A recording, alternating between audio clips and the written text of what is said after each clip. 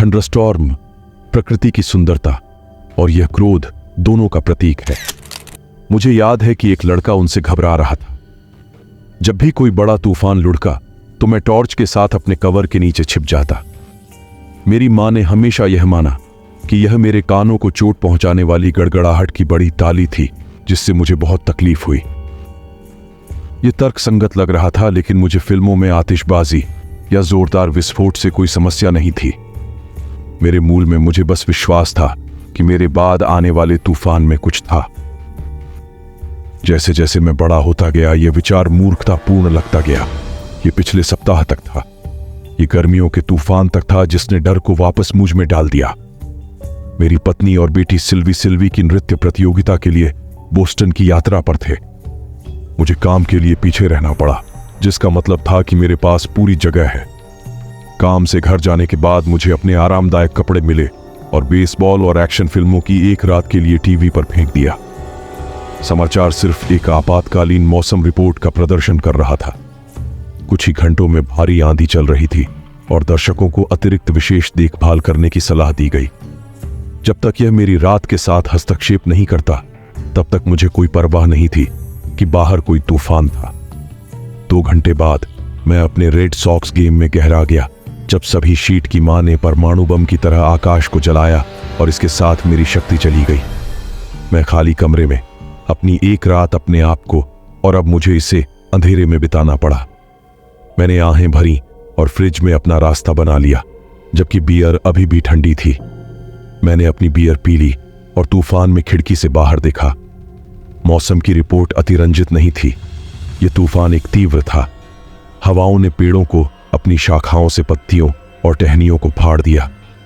बिजली हर कुछ सेकंड में आकाश को जलाती है और इसके साथ एक विशाल के महान नक्शे एकदम की तरह गड़गड़ाहट का उछाल होता है। मैंने फ्लैश और बूम के बीच सेकंड की गिनती के अपने बचपन के खेल का सहारा लिया। तूफान करीब बढ़ रहा था और जल्द ही यह मेरे ऊपर होगा। उस विचार ने मुझे समय के माध्यम से वापस भेज दिया और मैंने पाया कि मेरे बचपन का डर मेरे माध्यम से रिसना शुरू कर रहा है। हवा की सीटी भूतिया कराहने जैसी लगने लगी। पेड़ों की शाखाएं मेरे लिए पहुंचने वाले महान पंजे की तरह थीं। मैंने खुद को यह बताने की कोशिश की कि मैं मूर्ख था, लेकिन मैं अपने सामने जंगल में घूरने में मदद नहीं कर सकता था, जैसे कि मैं कुछ ढूंढ रहा था। मैं हिलती हुई शाखाओं में घूरता रहा और मुझे यकीन हो गया कि वहां कुछ है जो मुझे घूर रहा है। मेरा एक बढ़ता हुआ हिस्सा ऊपर की ओर झुकना और कवर के नीचे छिपना चाहता था। अचानक घर के माध्यम से एक जोर से बीप हो गया और मैं लगभग अपनी त्वचा से बाहर कूद गया। मुझे यह दर्ज करने में एक पल लगा कि यह केवल एक वीडियो कॉल के लिए रिंगर था। मैं मुस्कुराया और अपने बचकाने डर से हंसा। शक्ति बाहर हो सकती है, लेकिन मेरे पास अभी भी सेवा थी। मैंने कॉल खोला और मेरी पत्नी और सिल्वी के खूबसूरत चेहरों ने मेरा अभिवादन किया। उनकी मुस्कुराहट ने तूफान की उदासी को दूर कर दिया और मैंने खुद को शांत, तर्कसंगत वयस्क पाया, जो मुझे होना चाहिए था। उन्होंने तूफान के बारे में सुना था और यह सुनिश्चित करना चाहते थे कि मैं ठीक था। उन्हें आश्वस्त करने के बाद कि मैं ठीक हूं, उन्होंने मुझे अपनी यात्रा के बारे में बताया। सिल्वी की टीम कल सुबह फाइनल में पहुंची थी और मुझे उस पर अधिक गर्व नहीं हो रहा था। मेरी पत्नी बाथरूम गई और सिल्वी ने मुझे यात्रा पर देखी गई। सभी रोमांचक चीजों के बारे में बताना जारी रखा। मैं केवल मुस्कुराया और उसकी बात सुनी। अचानक वह उलझन में पड़ गई और मेरे पीछे खिड़की से घूरने लगी।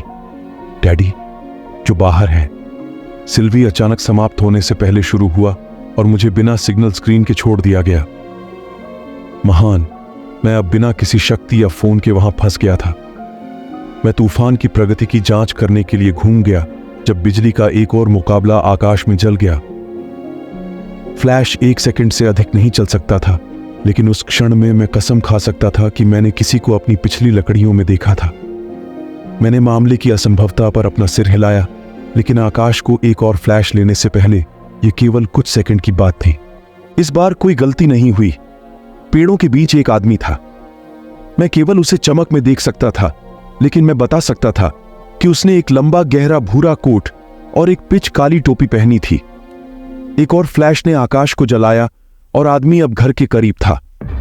मैं देख सकता था कि वह लंबे सफेद बालों के साथ बहुत बूढ़ा था। मुझे नहीं पता था कि दुनिया में कौन वापस आएगा।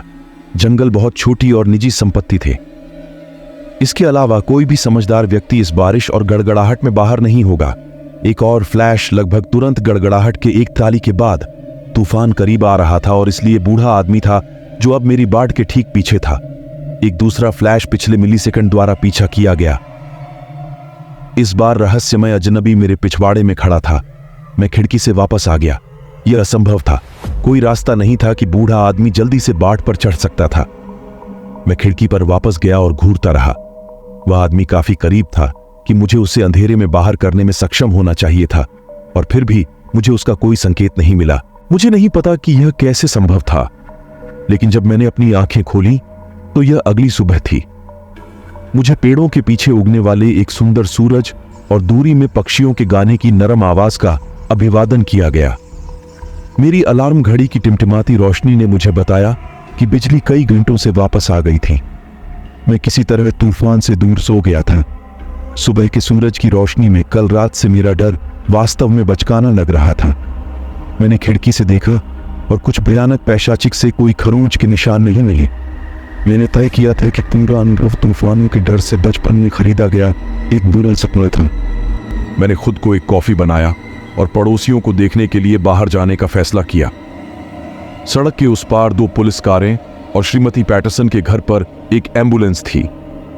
पैरामेडिक्स एक स्ट्रेचर पर एक शीटेड बॉडी निकाल रहे थे। मेरा अगला दरवाजा पड़ोसी वेंडी सदमे और आतंक में देख रहा था, इसलिए मैंने उससे पूछा कि क्या हुआ। उसने मुझे बताया कि तूफान से हवा ने श्रीमती पैटरसन की खिड़की में कुछ उड़ा दिया और वह मर गई। मैंने पीछे मुड़कर देखा और अपने चेहरे से रंग की नाली को महसूस किया, क्योंकि मैंने देखा कि उसके रहने वाले कमरे की खिड़की के शीर्ष पर पंजे के निशान क्या दिखते थे। मैंने खुद को एक बार फिर से खुद को यह बताने की कोशिश की कि यह सब एक भयानक सपना था और श्रीमती पैटरसन का भाग्य एक अजीब दुर्घटना थी। कुछ दिनों के बाद मैं खुद को समझाने में कामयाब रहा कि सब कुछ ठीक था, जब तक मुझे झाड़ियों में अपनी छत से दाद नहीं मिला। मैंने क्षति का आकलन करने के लिए छत पर चढ़ने का फैसला किया। जो मैंने पाया उसने मेरा दिल रोक दिया। वहां दाद में बिखरे हुए शब्द थे, बिली, एक ऐसा नाम जिसे मैंने बचपन से नहीं जाना है। तूफान अब के लिए पारित हो सकता है, लेकिन एक और वापस आ जाएगा, और जब यह होता है तो आप सुनिश्चित कर सकते हैं कि मेरे पास मेरे पर्दे बंद हैं।